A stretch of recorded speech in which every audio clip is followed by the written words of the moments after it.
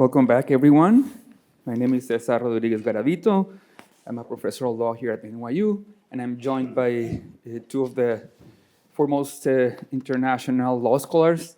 So I won't be introducing them. I think Joseph set a really good example of not spending time reading off of a script, long bios. And we discussed the setup for this panel, and we hope it'll be more of a conversation as opposed to a series of presentations. But of course, both panelists have a lot to share about the topic of this panel, which is the future of the international legal order beyond the rupture. And I imagine that some of you already picked up on the rupture theme and associated it with Mark Carney's speech at Davos. And that's very deliberate. And when I first discussed the idea for this panel with Kevin, we thought that the Carney speech would be a good starting point, partly because it's made waves. And these days, for any political leader to offer ideas at a public stage, that's greatly appreciated. And also because, of course, this is the 30th anniversary of the Hauser program, which is very much in the business of offering ideas. And if there's any silver lining to the current moment, is that moments of turmoil, moments of uncertainty are ripe for new ideas. There's a fantastic book by a Brown University sociologist by the name of Mark Carney. The title of the book is Great Transformations, of course, playing off of Polanyi's work. And in that book, Blythe shows that both Keynesianism and neoliberalism were wildly unlike ideas when they were first proposed. But that the crisis of the 1940s and then the crisis of the early 1970s created the propitious conditions for these unlikely ideas to take hold. So perhaps a new approach and new ideas about the international legal order can arise from this moment of turmoil. When I went back and rewatched Carney's speech, I realized that really it's not only about the future, but of course it's based on a vision and interpretation of the past and the present. So we thought that we organized the panel to follow this arc, from the past to the present to the future. And we're going to start with a short clip about the past from Carney's speech. For decades, countries like Canada prospered under what we called the rules-based international order. We joined its institutions, we praised its principles, we benefited from its predictability. And because of that, we could pursue values-based foreign policies under its protection. We knew the story of the international rules-based order was partially false, that the strongest would exempt themselves when convenient, that trade rules were enforced asymmetrically. And we knew that international law applied with varying rigor depending on the identity of the accused or the victim. This fiction was useful. And American hegemony in particular helped provide public goods, open sea lanes, a stable financial system, collective security, and support for frameworks for resolving disputes. So we placed the sign in the window. We participated in the rituals. And we largely avoided calling out the gaps between rhetoric and reality. This bargain no longer works. Okay, it's interesting to see Mark Carney call out the pretense and the fiction when global South governments and and advocates had been doing that for the last 80 years or so. But still, because it's him, because it's Canada, it is quite striking as a starting point about in terms of an interpretation of the past. Now, later on in his speech, Carney says nostalgia is not a strategy, right? We need to name reality, we need to move on based on honesty. So let me ask you both, is it possible to sustain a rules-based international order without the pretense, without the fiction or the double standards that many critics have identified? Or are those contradictions in some sense part of what makes any international rules-based system function? I will start with Marty and then turn it over to Harold.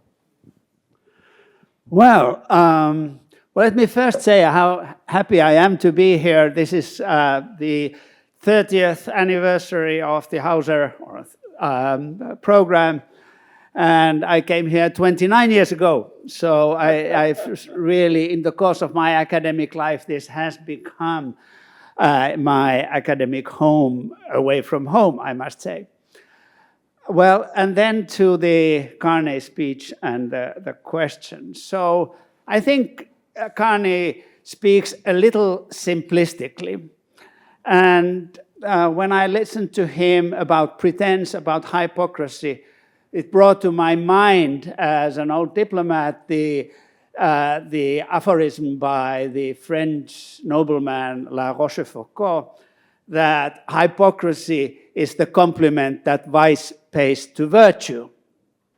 That's a serious commentary and analysis of what international law and the diplomatic world that sustains international law and that's being sustained by international law is like. We can't live, I suggest, and if Carney were here, I would object to him. We can't live without pretense, without hypocrisy in the diplomatic world in which we live.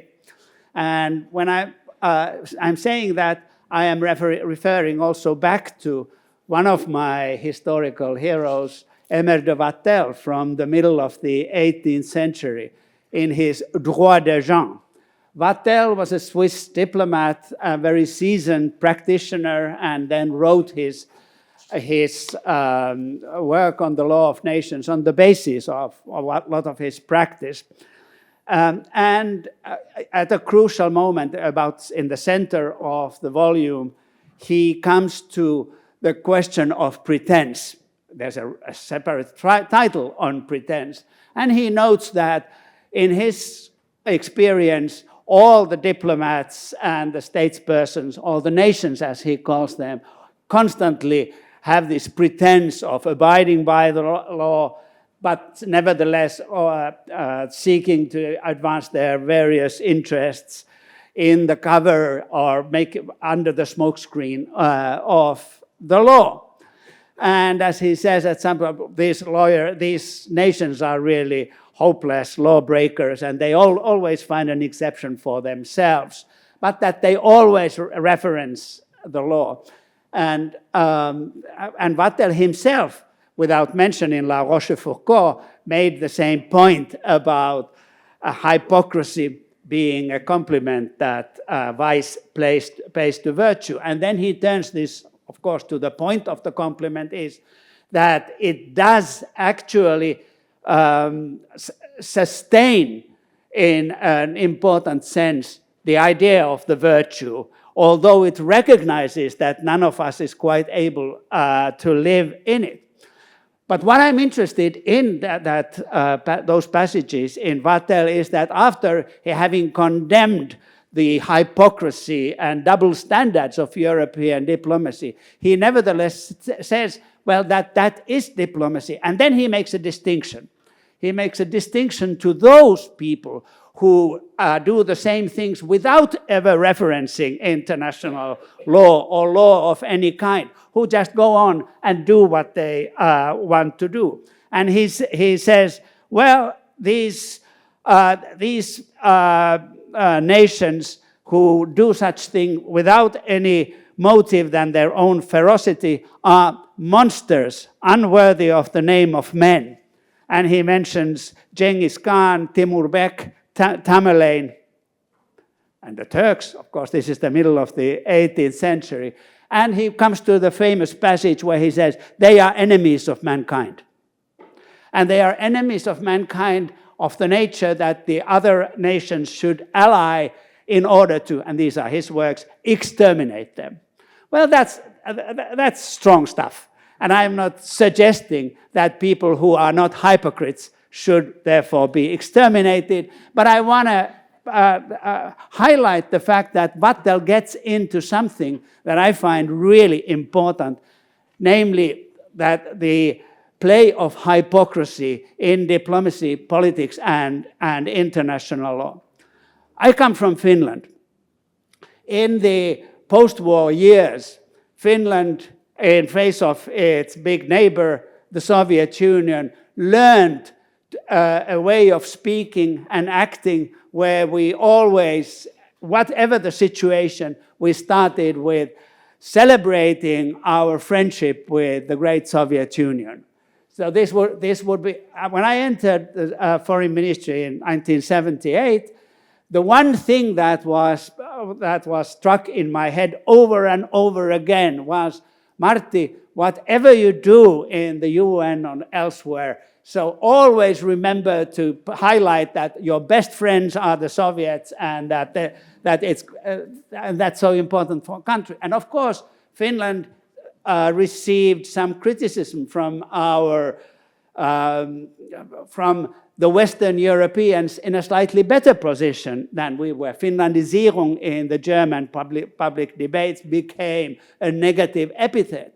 All of us in the Finnish Foreign Service took that as a matter of pride, that we are able to play with this duplicity, do you call it? Certainly hypocrisy, whilst at the same time country was slowly integrating with Western Europe, first becoming members of EFTA, then in due course European Union, we had the Nordic Council, etc., culturally, economically becoming, after the Second World War, a Western liberal democracy. But that was conditioned on hypocrisy, on learning hypocrisy and living with hypocrisy.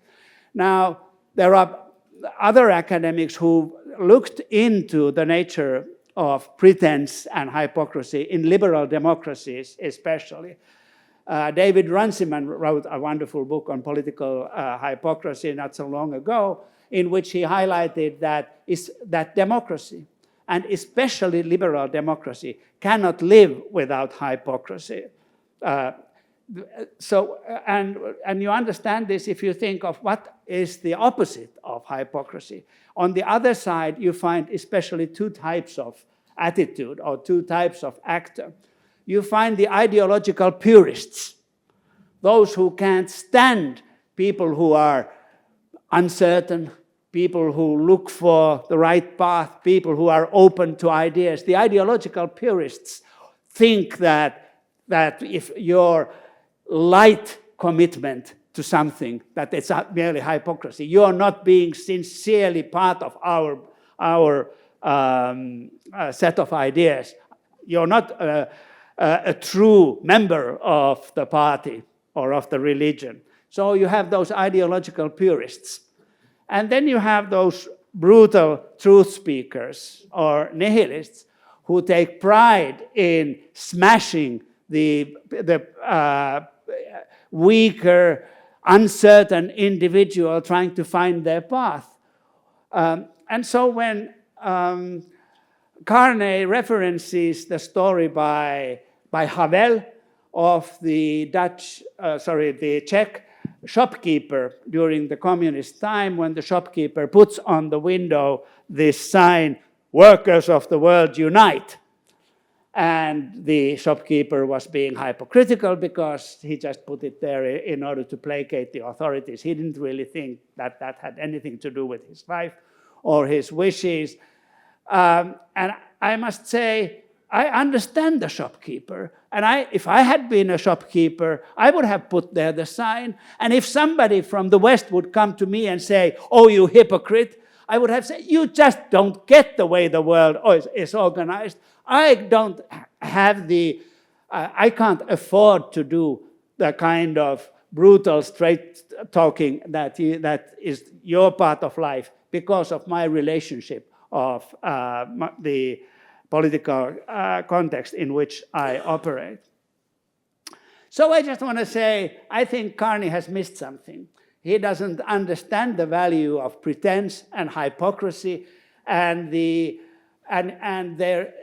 underlying his idea is this hope, I suppose, a liberal hope, that if you ask people to be authentic themselves, to be sincerely what they are, that would be helpful. But I think ever since Hobbes, the best liberals have understood that That's really the way to disaster. So that's what I want to say. Thank you, Marty, for the debate later on. I'd be curious to hear from you about whether Carney's audience, meaning that he's trying to address them, what he calls. Do I get a response? Yeah. So I'm just gonna address, of course you do. Just doing what Joseph said, seeding some questions for later. Just if the audience that he has, the middle powers, given that this is not their shopkeeper at the very low rungs of society, whether that makes the call more compelling. Harold, floor is yours. Well, I agree with Marty, much of what he says. The brilliance of Marty and also my classmate and friend David Kennedy is that they have explored the rhetoric of international law through the evolution of the historic texts. And, obviously all of these doctrines and principles were promulgated in some sense to serve the values of power, and the Dutch are the great maritime power. Of course, they're pursuing the freedom of the seas, et cetera. But at the same time, every system has an operational code accompanied by a myth system, and that myth system allows the operational code to function. I was coming down here, approaching Washington Square Park, there's a sign, in Washington Square Park, jaywalking and littering are strictly forbidden, right? I mean that's hypocrisy, that's pretense. But on the other hand, why is it there?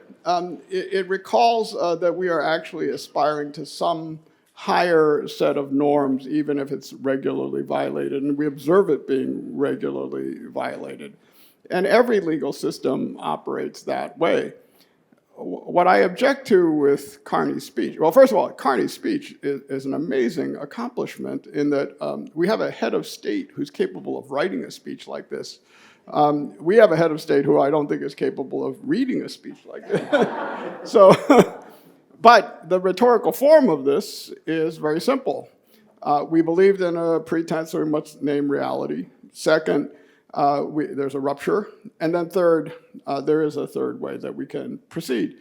So he has to initiate this by calling out the pretense. But my view is his analogy is incomplete. He talks about the Czech greengrocer who has to put in a sign saying, workers of the world unite, so that he doesn't get beaten up by the authorities. That suggests that the society we live in is a protection racket. All you fear is being coerced, and so you do this so you won't be coerced. In fact, the global order also aspires to higher aspirations, shared values. And I don't think that's captured in the notion of a protection racket. And certainly Canada doesn't operate based on the notion that they're doing this so they won't be invaded by the United States. It was only recently that someone even proposed that. And again, I think this comes back to every scholar is a product of their personal history. I was thinking about Marty because, if you're in Finland, you're growing up back and forth between the Soviet Union and the Western powers during a nuclear era. I'm a Korean American, and I come from a society where people are just as capable of serving pure authoritarian administrations as slaves as they are of being a rich source of diversity, creativity, Gangnam Style, K-pop, demon hunters, etc. So it's not a character of the people; it's a character of the government that they choose to live under. And Korea was under a protection from the United States, but that protection was not simply a protection racket. There was a sense in which Korea was not deemed to have achieved its potential until it became a democratic nation. The United States did not do enough, frankly, to foster that. But I am very proud that in Korea, when the democracy is nearly overthrown by the president a year ago, they respond in 6 hours. And I don't know if the United States has the same kind of capacity. But I would say that you could have the discussion about the other two aspects of Carney's speech without going back to this truism, which is, it is a truism that somewhere between raw, brutal realism and idealistic aspiration is some middle zone of values-based realism in which like-minded nations seek to collectively explicate moral commitments. And that was captured by Kant. Now, Marty, I think, thinks it's just another German philosopher being wheeled out, but the fact of the matter is, Kant's idea of a community of democracies was actually aspiring to a system that might foster perpetual peace.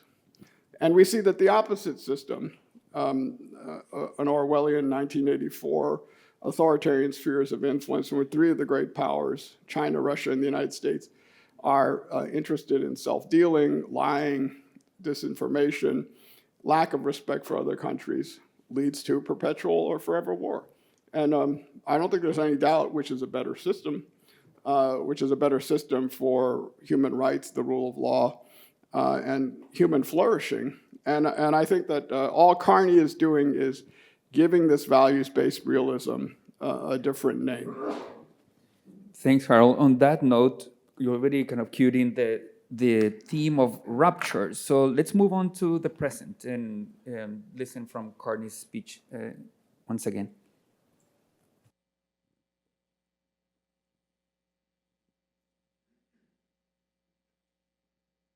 Let me be direct. We are in the midst of a rupture, not a transition.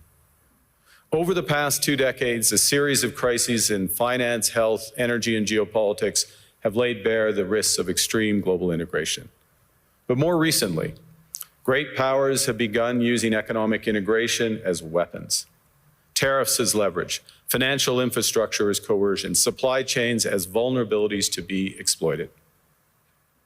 You cannot live within the lie of mutual benefit through integration when integration becomes the source of your subordination. This, of course, Carney is no international law scholar, but this diagnosis is echoed by many subfields of international law. And I spend a lot of time in international human rights legal circles, and of course, we've been at this for at least 10, 12 years, right? Diagnosing the end times of human rights. Pratap said earlier that we're writing the history of the end for a while. Now, if you look at diagnosis of the demise, as some call it, of the Paris Agreement after 10 years, you would diagnose the same situation, international climate law, and so on and so forth. So this brings me to the obvious question. Are we truly witnessing a rupture, a collapse of the existing international legal architecture?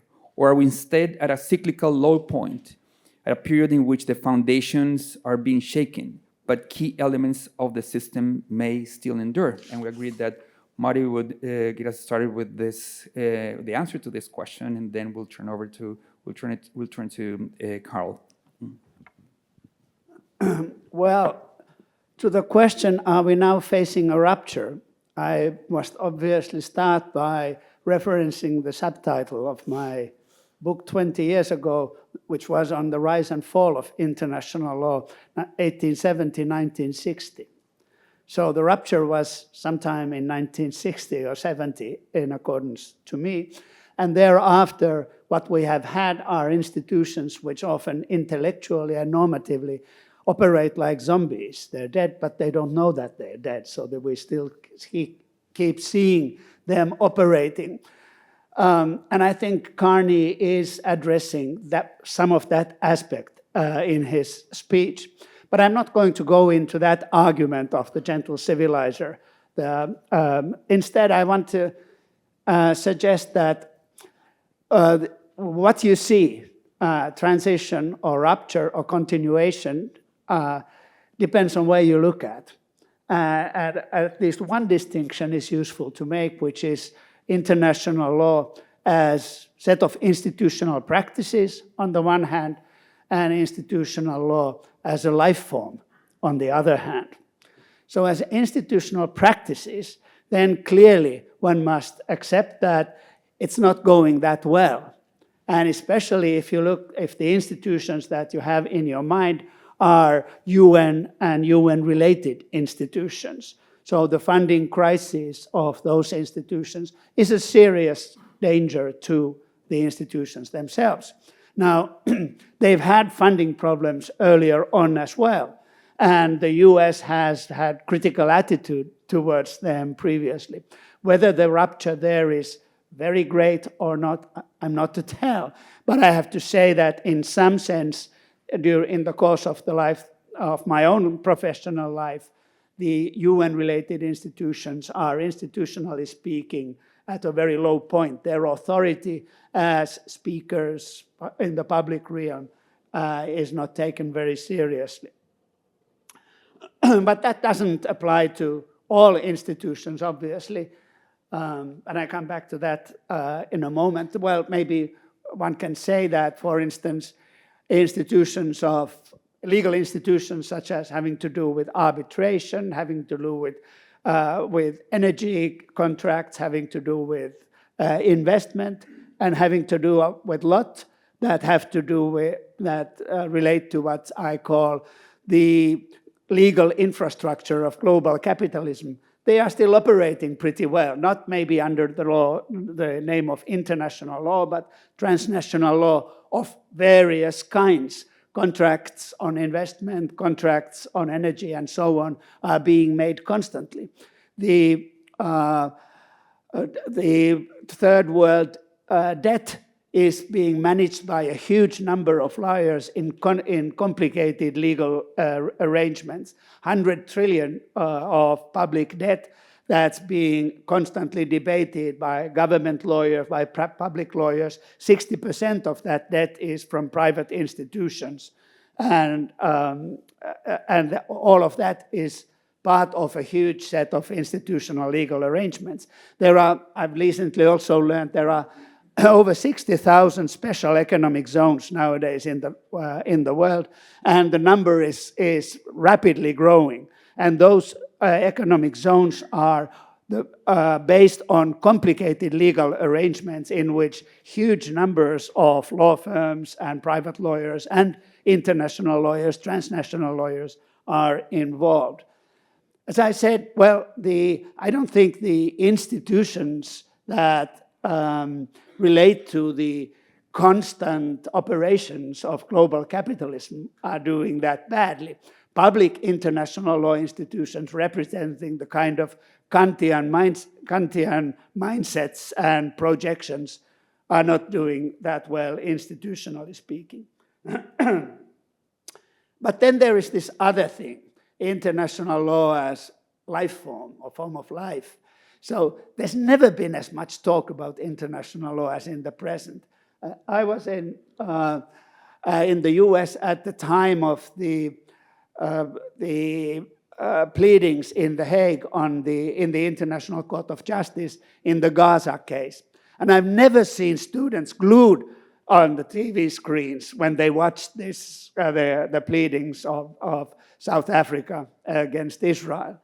And wherever I go, I hear people talking about war crimes, people talk about investment, people talk about aggression, and so on. And more, the kinds of public actors in the world whom we associate with, they frame the interesting and important parts of the international world in terms of legal words. Aggression, war crimes, I already said, human rights. All of that is everywhere. Now, if one switches away from an institutional or rule-based understanding of the law into understanding law as a process of people making claims and yielding to them, opposing them, then the world is full of law. And the lawyers are doing, in practical terms, very well. There are more lawyers in need for various kinds of international business, precisely because this process of claiming and yielding and opposing is so ubiquitous nowadays, more so than ever before. So in this, at least during my life before, and it's impossible to imagine that you took away from public speech and public perception of things words such as aggression, sovereignty, war crime, etc. Imagine a world. How would you see the world? Imagine a group of people entering a very tightly guarded zone by uniformed men. If you didn't have the words of asylum seeker, a border, a refugee, you couldn't understand what's going on. Your very conceptualization of the process of people moving across boundaries, your ability to make a distinction between aggression and asylum seekers crossing a boundary is premised upon your ability to legally assess and qualify the status of the people there. Is this a soldier or a combatant who is a party of an aggression, or is it an asylum seeker seeking refugee? All of that world of internationalism is underwritten by a legal understanding of who we are and what we do over there. And so in this sense, I would say, no, it continues. It not only continues, but it becomes more and more intensely a legal world, an international legal world. And if we don't see this thing, or if we just look at the United Nations and those public law institutions, the diplomats who on the third Tuesday of every September come to the UN General Assembly annual meeting, then we don't get really what the world has been already for a very long time. What kinds of law is it that make this world go on and on? And so somebody said, it's a cliche, I suppose, that it's easier to imagine the end of the world than the end of capitalism. And that, I suppose, that aphorism suggests to us that there is some continuity, some really powerful continuity, which I suggest is underwritten by law, legal arguments and legal understandings. Thanks, Marty. Harold? Well, the short answer to your question, Cesar, is I think it's a cycle, not a rupture. Ruptures create rubble, and then you have to start from scratch. And then those who created the rupture are in as good shape to build on the rubble as those who want to preserve what has gone before. You know, Trump would like to build on Gaza. Rubble created by the destruction of people of color as he wants to build in Atlantic City, forgetting all that went before and forgetting about claims of justice and human rights. I think it's easier and better to see this as a challenge, a tipping point perhaps that we have to resist. In the same way as in the life of any person or any institution, there are moments where you're challenged. You know, if you live your life and you're basically healthy and then suddenly you're told you have a life-threatening disease, you can say this is a rupture, or you can say this is a challenge. Am I going to live on to the next episode or not? Now, I think that where the Carney rhetoric, which again he uses to get to his solution, which, you know, if he just put the solution forward, that would be better. And forget about the first two steps, the pretense and the rupture language. You would say that one particular moment in history can't overcome the vast density, depth, and drag of a global order that's built over 80 years, that acts pervasively as an organic entity to create positive sum situations in many different fields and to address new challenges, whether they be climate change, global health, human rights, intellectual property, and whatever. And I'm speaking here at NYU, the home of global administrative law. we don't just talk about the international law system from great power violations of the rules of use of force. We're still talking about all of the different rules that govern what tankers can do in the Straits of Hormuz and what maritime and air transport can do. And there's a huge bureaucracy and set of rules, often ineffective, but constraining. And they create a default. And it's hard to break away from that default without coming up with something else. And this is Trump's greatest weakness as someone who thinks entirely in terms of transactions and deals. Everything must be zero-sum. And so he has to walk away from everything, leaving nothing behind. So he walks away from the Iran nuclear deal, and then he has to bomb Iran twice because he has no diplomatic solution to the Iran nuclear deal. He says, I'm going to have a board of peace. Well, we have a board of peace. It's called the United Nations. He says, I'm going to walk away from the World Health Organization. He doesn't actually leave because he hasn't paid his dues. And then their proposal is to create an organization that's even more expensive than the World Health Organization to give the same kind of information that we don't have. So my main message here is it's easier to mend a system that's incomplete, defective, than it is to act as if this is a moment where it's over.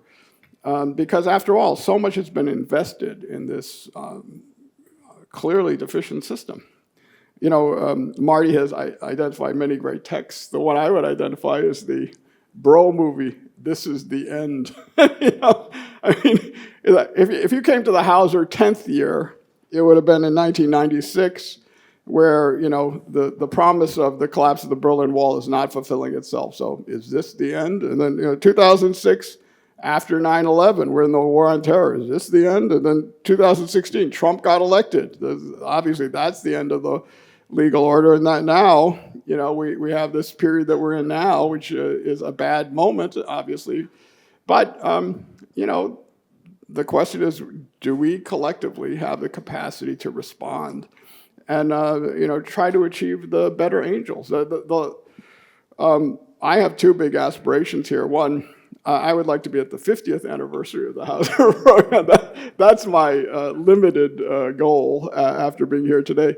But the other is the first time I went to Glasgow, and it was dark and rainy, I noticed that all these people are sitting there just going, Ohone, Ohone, Ohone, Ohone. And I finally said to some Glaswegian friend of mine, what does that mean? He said, poor us, poor us.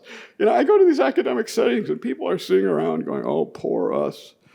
Well, this is a moment of challenge, When you find out that, you have cancer or you have a stroke, you fight back.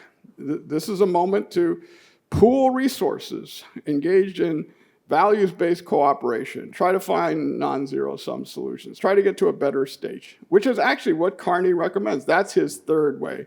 That's the real alternative way. And all he's really saying is that the guarantors of the prior system have started to fail to do their job. So the middle powers have to step up collectively and do that. And that's a charge to all of them. But when you look past that, he's just describing again the kind of intense system of cooperation that we've been trying to create since World War II, and that is very well described by the idea of global administrative law. Thank you, Harold. You're making my job very easy because you helped me make the transitions. So I'm just going to, before we open the floor to the audience, and we're going to address the issue of solution, the future. And we do that with a final clip from the speech.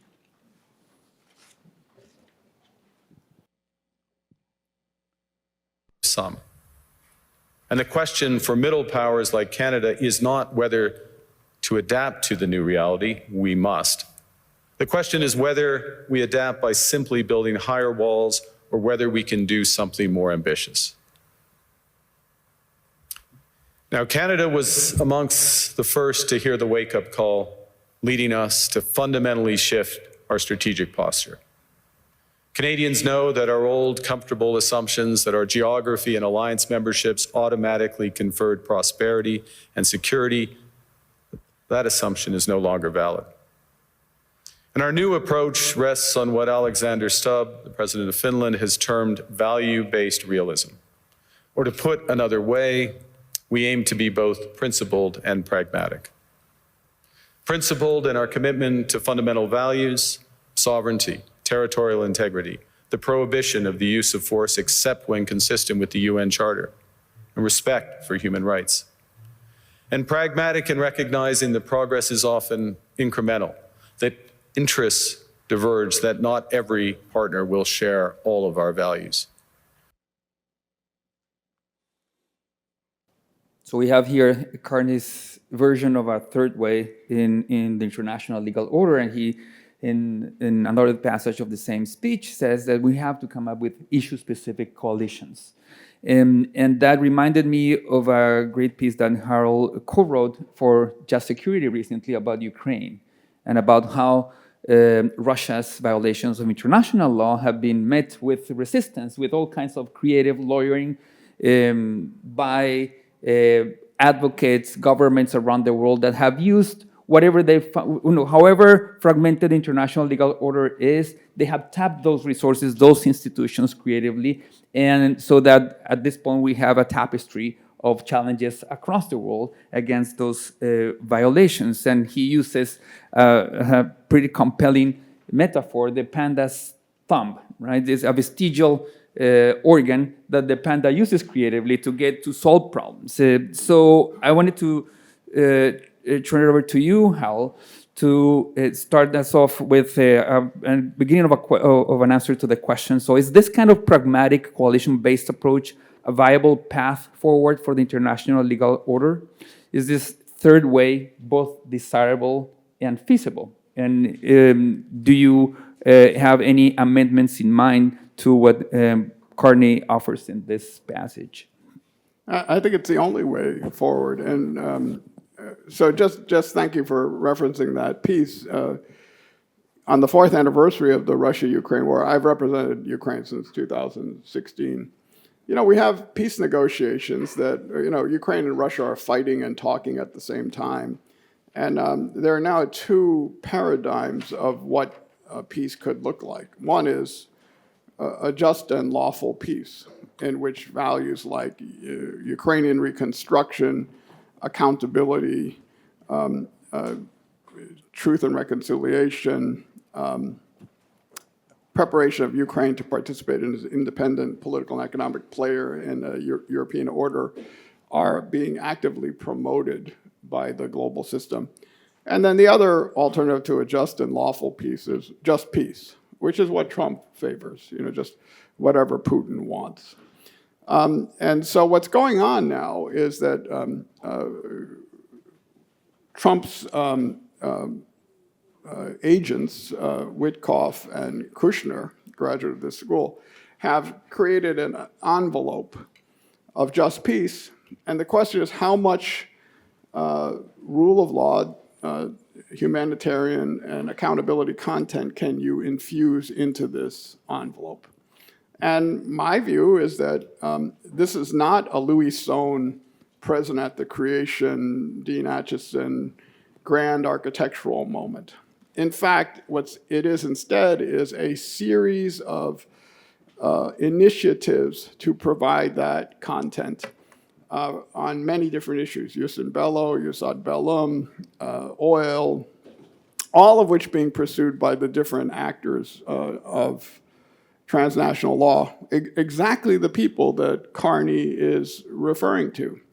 So what's the link to the panda's thumb? Well, the evolutionary biologist Stephen Jay Gould points out, pandas don't have thumbs. Primates have opposable thumbs. Pandas are marsupials. But it turns out the pandas do have a need, which is they need to have something on their paw where they can strip bamboo and then eat it. Pandas, I've now researched this a lot. They don't do a heck of a lot in life. They eat, sleep, eat bamboo, get rid of the bamboo they ate and then try unsuccessfully to have other pandas. But it turned out they developed this evolutionary vestigial bone, which functions as a thumb. And it's good enough. And what Stephen Jay Gould says is, pandas' thumbs exist everywhere, which are second best evolutionary devices that let the world get along in a suboptimal framework, but still better than nothing. So let me give you an example. The Secretary General of the United Nations was supposed to be a ministerial position. And then you get around to Secretary General number 3, Dag Hammarskjöld, has a different vision. It turns out the Security Council is racked with conflict and stalemate. And so the Secretary General emerges as a more important player in the system. And the world of international law is full of these pandas' thumbs. You know, the UN High Commissioner on Human Rights, you know, the UN Framework Convention on Climate Change. So the answer is, in addition to these overarching positive law architectures, are a series of regimes that are larded onto it, and then a series of regional enterprises and activities. And those are what promotes this values-based realism that combines principle and pragmatism. Will this approach work equally well in every situation? No. But is it the only way forward? I think so. And by the way, it's one which allows NGO participation. It's one that allows academic ideas to be inserted into the mix, and it allows transnational civil society to have a voice. It is a way forward. It would be as if someone said to me, you have cancer, but you have no surgical solution, but you could try this new kind of chemo. Well, okay, that's what I'm going to try. Because it's a moment of challenge, and we're not just going to go quietly here. Let me press you briefly on the who of the solution, the approach, and I'll come back to Marty in a moment. So does it matter that Carney is identifying certain actors who should, so to speak, take the first step? Middle powers like Canada, I have no idea whether he had in mind also the BRICS of the world, but he's thinking of perhaps Europe and Canada. What do you think in terms of the actors who should be at the center of this solution? Well, all kinds of transnational actors. And that's the difference between public international law and transnational law, is that there are many actors. So let's just take a cutting edge issue, which is AI, or a current debate, which is Anthropic versus Pete Hegseth. You know, Anthropic says we're going to do ethical AI. What does that mean in this setting? We're not going to do mass surveillance with our AI, and we're not going to do lethal autonomous weapons. That's one of their core principles. And then when it turns out that they don't want their technology to be used for this purpose in the Venezuela strike, suddenly Pete Hegseth declares them, and Trump declared them to be a supply chain risk. The next day they use Anthropic's Claude again in attacking Iran. So obviously it's not a supply chain risk. But they're trying to strip out the ethical content of what this transnational actor is doing.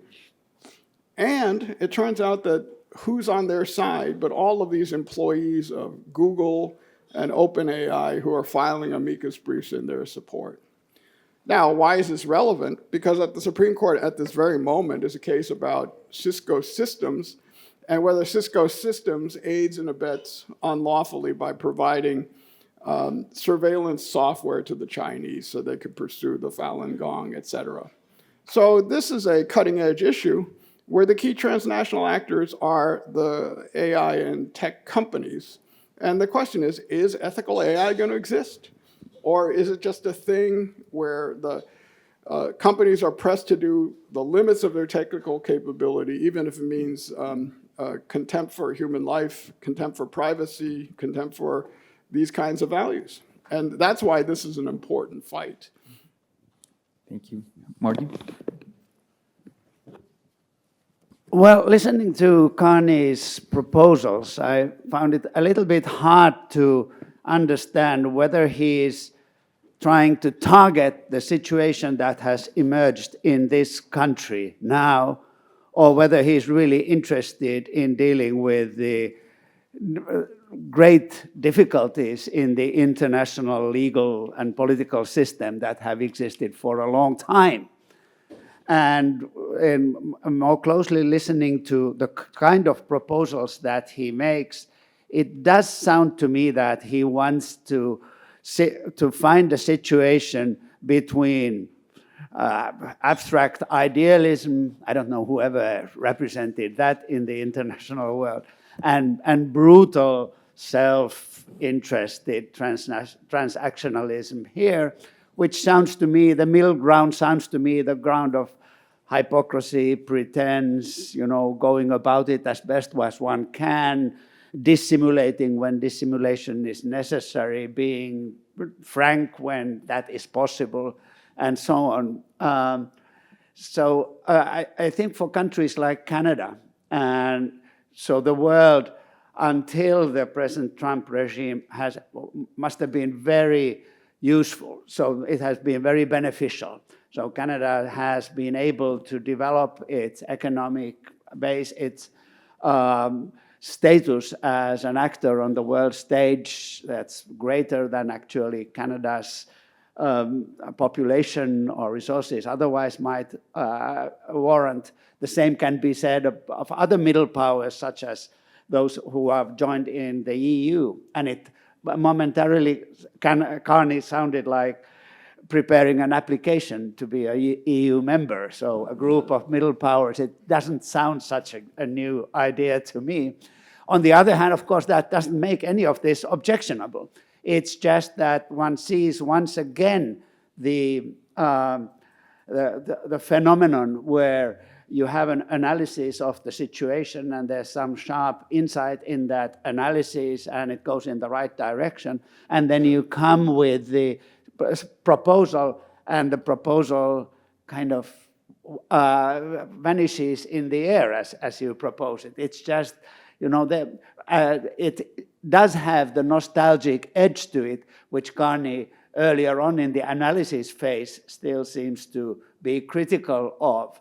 And I suppose if you separate these two issues, one is what to do with the Trump regime internationally, and the second is what to do with a terribly unjust international system that has been operating for a long time, then those are different questions, and there are different answers that you can give. As far as the Trump regime and the present situation is concerned, I think Harold was saying this, that it's really a question of statecraft, and or statecraft. Somebody mentioned that word earlier on, and the effort to speak law and to talk about global constitutionalism is mistaken there. So statecraft, which I suppose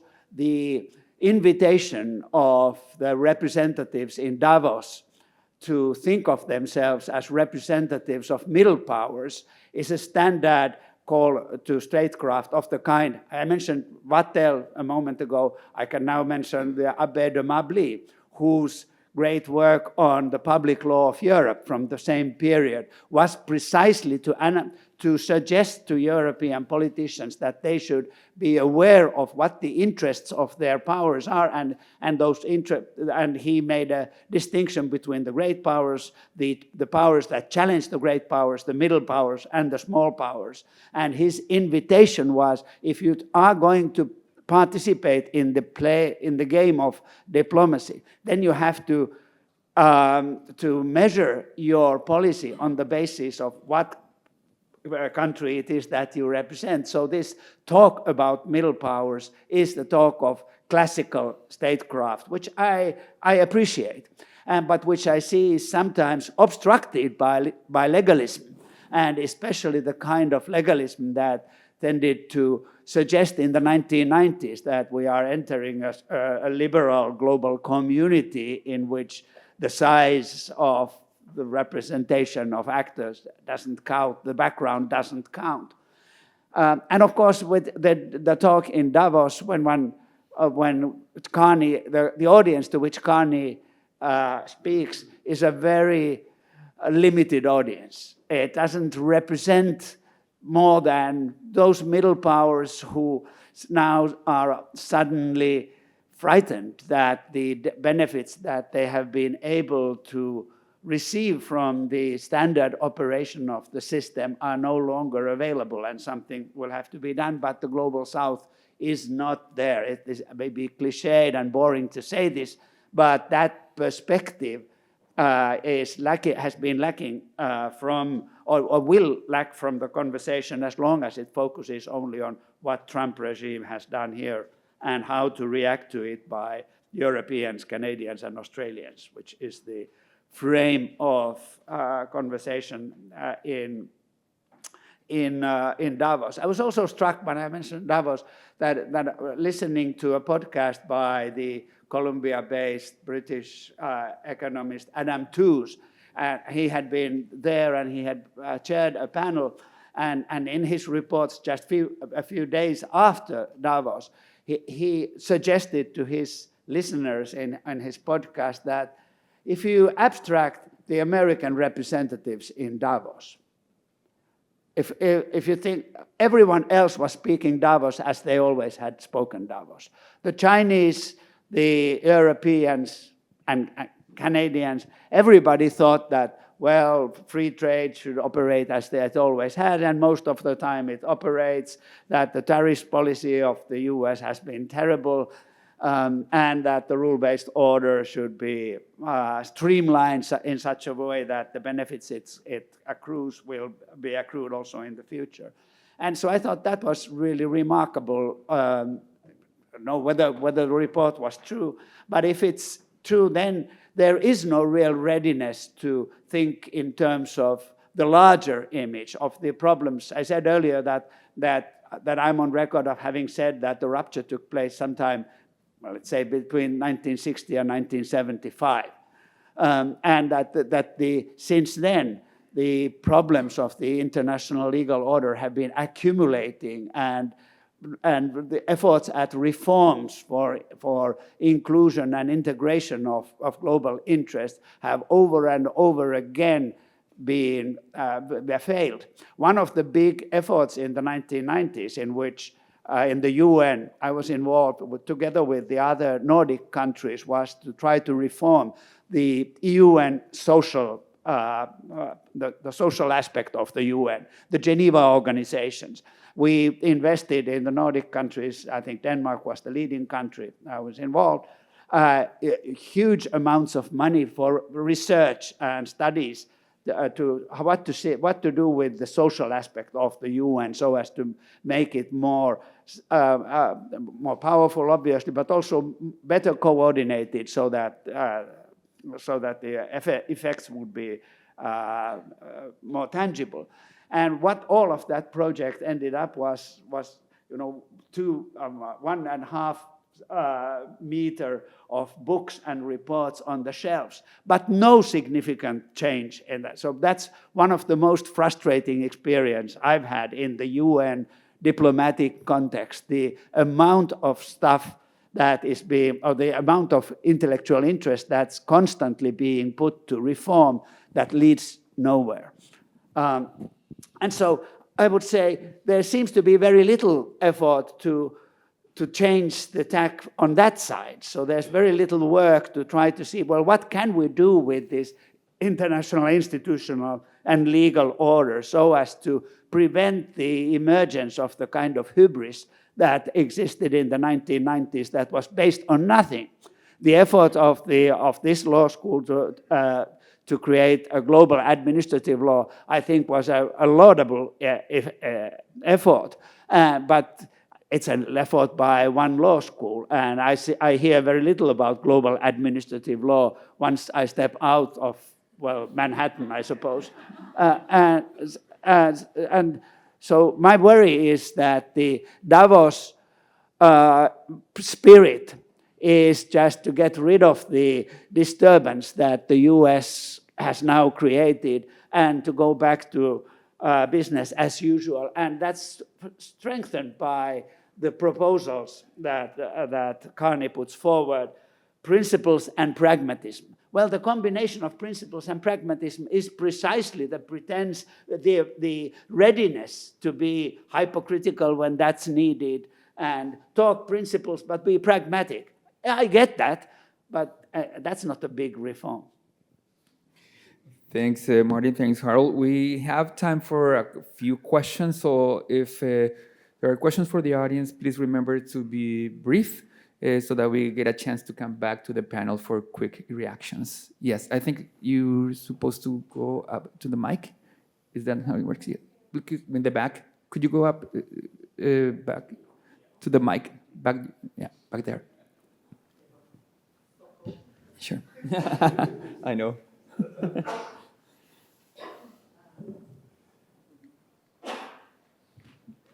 Hi, this was a terrific panel. The exception is not the truth of the norm. Martin knows who I'm referring to.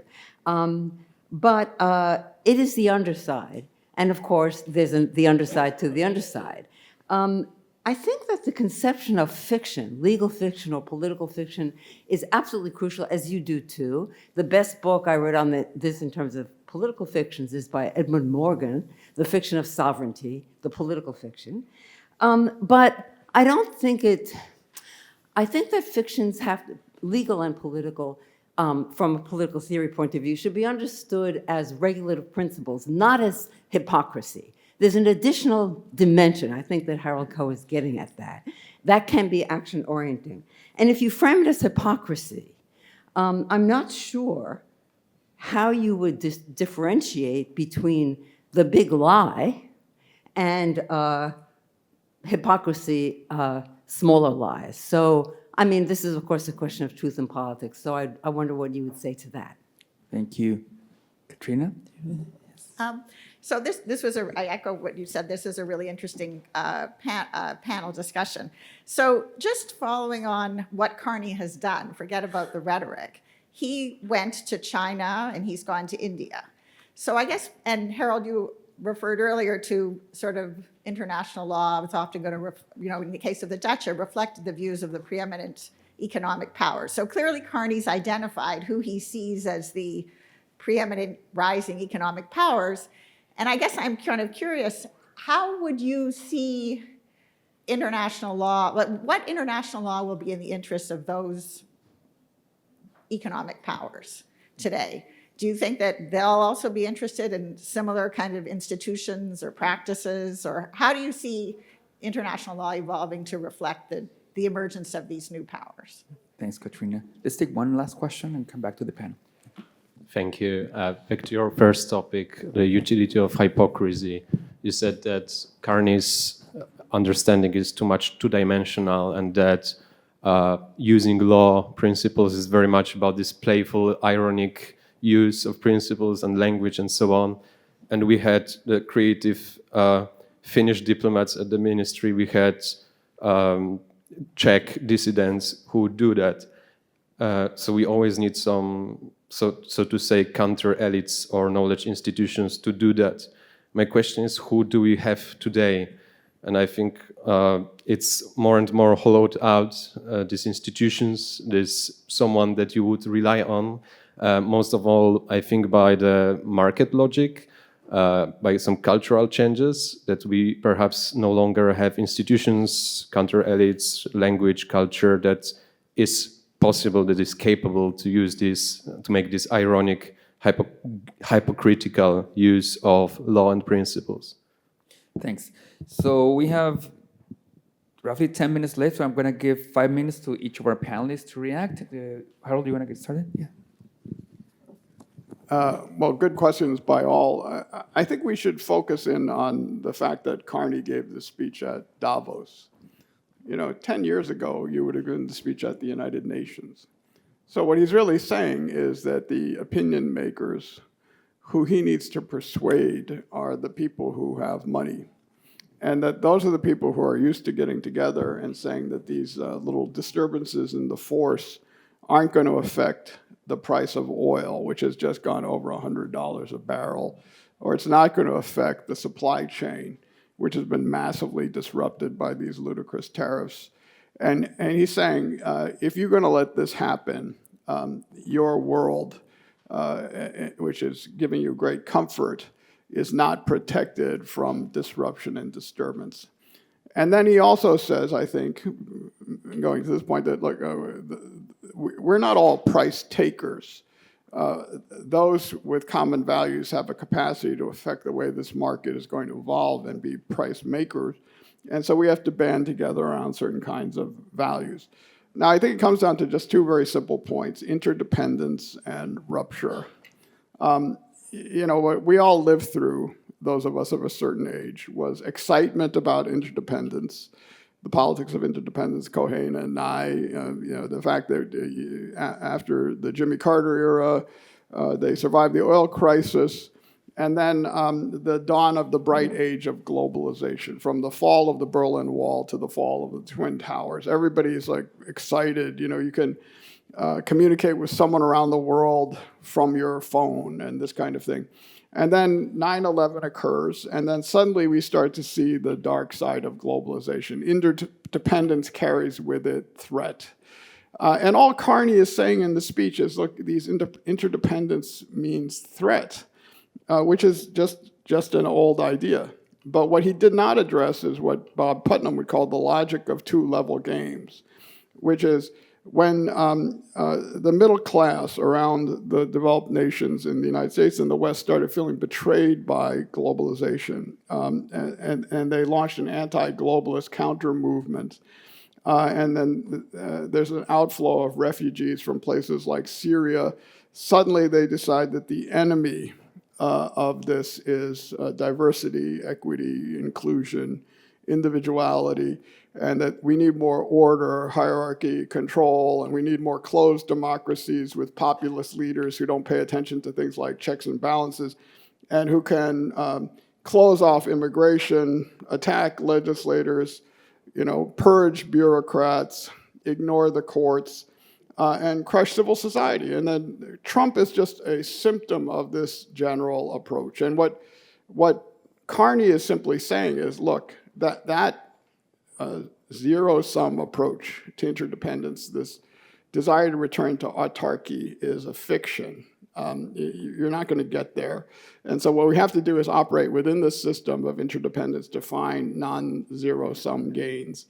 And the language of rupture, this is my last point, between rupture and regression to an Orwellian system of spheres of influence is where we're actually at, which is resistance, resilience, reconstruction, and reform. And you know, that's the affirmative project. That's what law schools should be doing. If we don't have a rule of law, why go to law school? You know, if we're not fighting for the rule of law, why do we even have law schools in America? You know, one of my students said, I'm glad you brought this up because I felt as if I was learning first term like I was in cabaret. And I'm the guy who's the front man, the master of ceremonies, while fascism is coming in the back door. And the question I have is, how do I use procedure, the tool you're teaching me, to fight back? And when he said that, I said, great. So, you know, I rebalanced the course from there and much more focused on abuse of the shadow docket and other things that are going on, just so they understand, you know, this is a challenge. You have to take sides. This is going to be a fight. Lawyers have to use their legal tools to try to get to a better place. Thanks, Harold. Marty? Well, Gene Cohen's question about the relationship between the big lie and the little lies that we engage in our daily social contexts. Yeah, I think addressing the big lie is historically appropriate for Carney. I think in the 1990s there was a big lie around. But saying that doesn't really yet lead us to, well, what to do with this then when we lift the fiction, that big lie that we are everyone now in this global process of becoming one single united liberal world. When we lift that, what do we see, and what should we then act? It's not obvious what that would be, apart from then seeing behind that big lie a lot of individual actors of various kinds who try their best to survive in a difficult world, in a difficult situation. And some of those actors are called upon to rely on all kinds of hypocrisies in order to be able to survive in them. And I think there, the statecraft that points out to every actor that don't generalize your situation. Think of closely at the context in which you operate, who are the other actors with whom you interact, and measure your commitment to rules or practices on that basis. Now, in order to do that, you may have to pay verbal allegiance to large principles, but the point would be here that don't start to believe that those principles will make the political context in which you operate disappear and to become something else than what it is. I think we all share the sense that excessive legalization is a problem for politics. The more you can say that the emphasis on the rule of law and legal actors and courts and constitutions, the more they are overemphasized, the more difficult it becomes to think in terms of wise political strategies and political techniques. I think the finding a balance between those two is really important in the future as well. Now, about the illiberal actors and other new large actors, China, for instance, and what would the future legal order that would integrate those actors as well as genuine participants in some common process? That's a really hard question, and I've tried to look at the Shanghai Cooperation Council and the manner in which it operates in order to try to figure out how do the Chinese operate in, how much law is there, how familiar are these processes. But no general view emerges from that really. The Shanghai Cooperation Council, other related processes, they tend to be short-term and contextually based without any grand declarations about their legal attachments or the principles, legal principles, or legally oriented institutions. They survive without them. And so I don't know. I think I'm afraid that we are going to. Harold mentioned. And he said it's Orwellian, the great spaces that are emerging. So hegemonic centers. So the Schmittian large areas that then would start to cooperate with each other. It seems to me obvious that that's the world into which we are going, and it's a world that I think can be operated with. And to accept hegemony is one part of being operating in the field of statecraft, understanding that the fiction that everybody is equal is just a fiction. Again, I would say, let's hold on to that fiction. Let's constantly keep repeating that fiction because, as I think Jean suggested, fictions tend in some situations sometimes create the realities that they posit already there. On the other hand, they create the danger of the 1990s that people start immediately to believe those fictions. And then that's a road to tragedy. So I don't know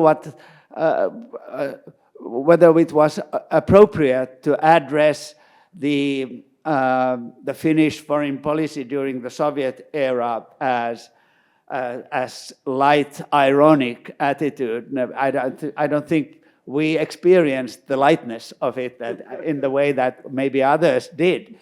But it was statecraft, and you could see the point to it, and you could analyze it, and you could be better or worse in it.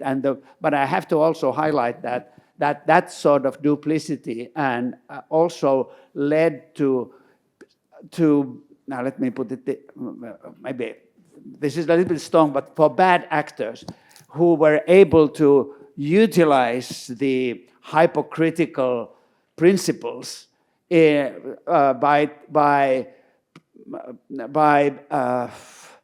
appearing to take those principles actually seriously and turn them against the hypocrites. So to take the position of the true believer. And then once in a hypocritical realm, you have somebody who takes the role of the true believer, then the hypocrites are in a problem. Maybe Thanks, that's Marty. a good place in which to stop. Harold asked me for 30 seconds. He's clearly a seasoned litigator, so he asked for a counterpoint here. So. I close with Mandela and the Martian, not to name drop, but I now will. I met Nelson Mandela for 10 seconds in 1990 at the UN, and he came in and everyone was amazed. And Holbrooke, our ambassador, says to him, "You were in prison for 26 years. How did you survive?" And Mandela just gives a huge smile and he says, "You know, I miss that time. I used to get a lot of reading done." And, you know, this mood lifted and it's like, well, this is how he survived. He didn't get down in the dumps. And then if you see the movie The Martian, you know, the guy, I don't want to give it away, but the guy is in a desperate situation and he's asked, did I think it was over? And he said, yes, every single day. But then, you know, you solve one problem, you solve one problem, the next problem, you solve the next problem, you solve the next problem. If you solve enough problems, you get to have a different president. And I think that's the stage that we're in right now. You know, Mike Tyson, that great philosopher, says everybody has a plan until he gets punched in the face. But Trump just lost the tariff case. The economy's in free fall. He jumped the shark with Venezuela and Iran. You know, his base is infuriated. He's visibly wobbling. And this is not a moment to lose hope. This is a moment to press forward. So that definitely is a good place to end. I was very much anticipating this panel to be very rich, but I wasn't anticipating it to be so hopeful, which is I think something we can appreciate these days. And for that, I want to ask you to join me in thanking both Marty and Harold for a fantastic panel.